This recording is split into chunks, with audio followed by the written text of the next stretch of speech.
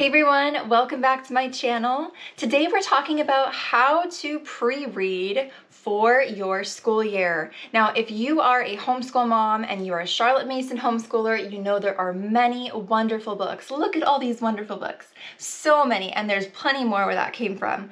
But if you're a Charlotte Mason homeschooler, you know that there is a ton of wonderful, beautiful, living literature to be read, but pre-reading is so helpful. And we're going to talk through today how to pre-read, why it's useful, and how to get started. So if pre-reading overwhelms you, stay tuned. So my pre-reading process. Step one, I gather all the books that I need to pre-read from my book list. So I am a member of the CMEC and I use this shopping list here as my guide on what I will teach my student based on the grade that they are in. So the second step is to categorize your books by subject for each form. So this is as simple as taking a piece of paper, writing out on the top pre-reading plan, right?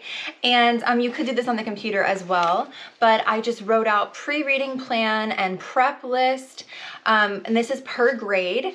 And what you want to do is just write the subjects. So Bible, American history, tales and literature, natural history, geography. And as you write in those subjects, then you fill in the books that you have for that year that you need to pre-read. Some of the books you may have already read. Like, I do not need to pre-read Winnie the Pooh. We've read it before, but we will be reading it as part of our lesson time.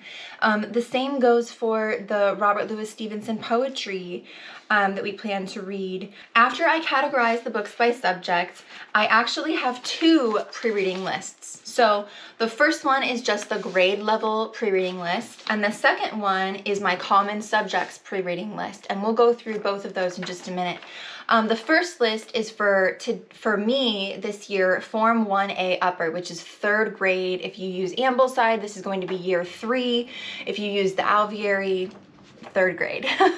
I'm not sure how they categorize their grades, but so this is going to be just third grade books here. And if I had multiple students in formal lessons, I'd make one of these per student, right? So I have natural history, geography, Bible. I go through and write down next to the book what chapters I plan to read per term. So for example, in elementary geography, I'm going to read lessons 18 through 22 for term 1, lessons 23 through 27 for term 2, and lessons 28 through 31 for term 3. And as I complete this step of writing down what I need to read in each book, so not only categorizing the books, but writing down the excerpt of reading that I need to do per term. So as I do that, I am marking in the book using these little handy sticky tabs. I just got these online, and all you do is categorize. So all of the books will have blue for term 1, and that sections off the readings for term 1. All the books will have purple for term 2, and they'll all have pink for term 3. And so that allows me to quickly grab where I'm going to be, and then also just kind of give me a good idea of my pacing for the term as far as how much I need to get done for our readings. So it really is just a simple but very useful step. Okay, the second list that I make, aside from that grade level list, is the common subjects list. And I write out things like composer study, artist study, art instruction, solfege, modern language. I make a huge list of the family subjects that we're going to be engaging in together this year. And I only have to prepare these once for my entire family, right? So even my Kinderleben student, she'll participate in many of these. And I make a list of subjects that I want to cover, and I have a typed out version of this too that I share in another video that's coming soon on how to get started with the CMEC, but it's really just how to prep for your school year. So even if you don't use the CMEC, you could absolutely watch it, and I bet there'd be some great helpful tips in there. And so most Charlotte Mason curriculums don't provide that term planner that I make, but I found that it actually helps me complete the subjects. So I do make a list of things I need to do. So for composer study, I need to read my composer study guide. I need to read a biography about the composer we're studying for that term. Just a short article is usually all you need.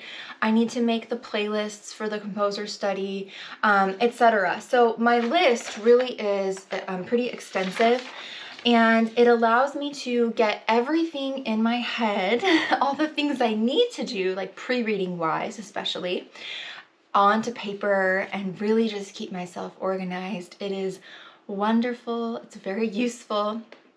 So now I've gotten everything written out. I've looked through my list of books. All my books are ordered, and now it's time for me to make my pre-reading schedule. So I refer back to the book subject list I made for each grade, and so this is for my Form 1A, and I assign one subject per week. So I'll assign Bible for the first week in July. I have right here, July 2nd through 8th, I'm going to pre-read all of our Bible readings for the year. American History, July 9th through 15th, Tales in Literature, Natural History, and so on. I assign one subject per week, and that allows me to just really hone in on that subject. If I had multiple students, I would do Form 1A Geography and Form 1B Geography in the same week. It would just keep things simple for me, but right now I only have the one informal lessons. And while I'm pre-reading, this is an important step, you guys. While I'm pre-reading each book, I make a note in Mommy's pre-reading notebook. I wrote this in my first year, and I literally used this same notebook for my entire almost 3 years of our homeschool journey. And I make notes. You can see it's very extensive. There's even pictures. But I make notes based on the subject, and I do have little tabs. So like this is Bible, and I can easily refer to it when I am preparing for our weekly lessons. But I've done all the hard work during the summer. Now in my pre-reading notebook, I always have this next to me when I'm pre-reading the chapters that I have set aside. In my pre-reading notebook, I record 4 things.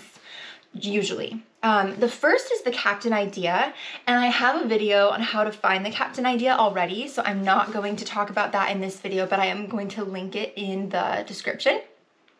The second thing I'm doing is I'm adding important dates to my personal book of centuries, and this is really just a mother culture piece. If I'm going to do the work of reading this material ahead of time, so I'm educated on it and I'm prepared for it, I might as well get something from it, and I've really found that keeping a book of centuries helps me keep it all in order, and it's fun to refer back to over the last couple of years.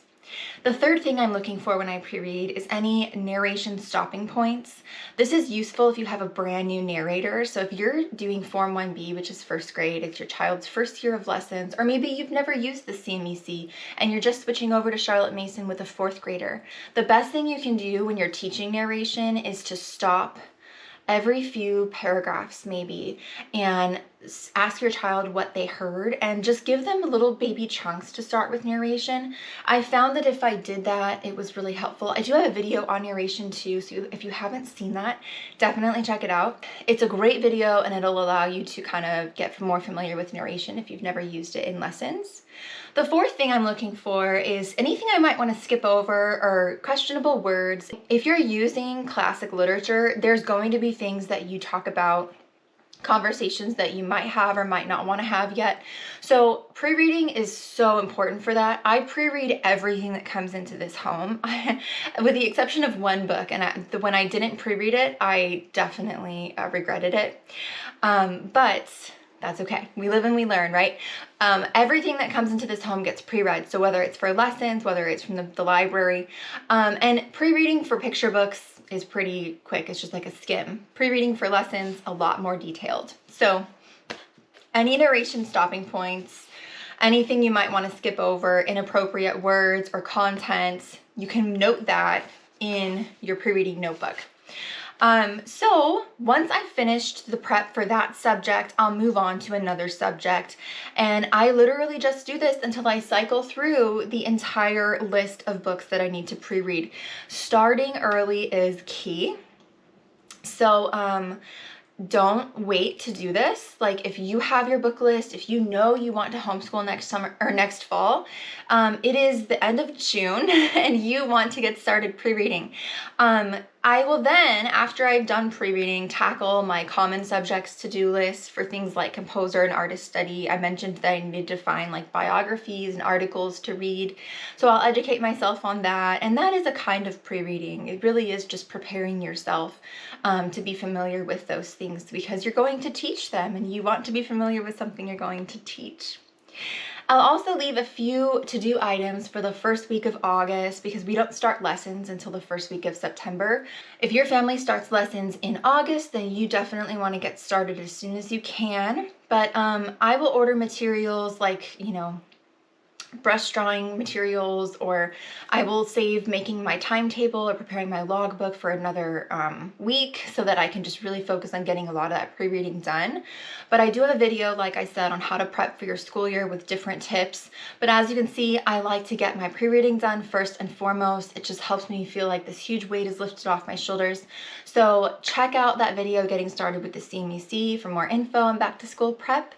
I hope that this video on pre-reading was helpful for you. If you have any questions at all, please let me know. If you are new to Charlotte Mason, I do have a podcast where I'm going through the 20 principles. I release new episodes every few weeks, but there are already a few on there on the first few principles, and they really are going to be helpful for you if you are just learning about Charlotte Mason and the philosophy.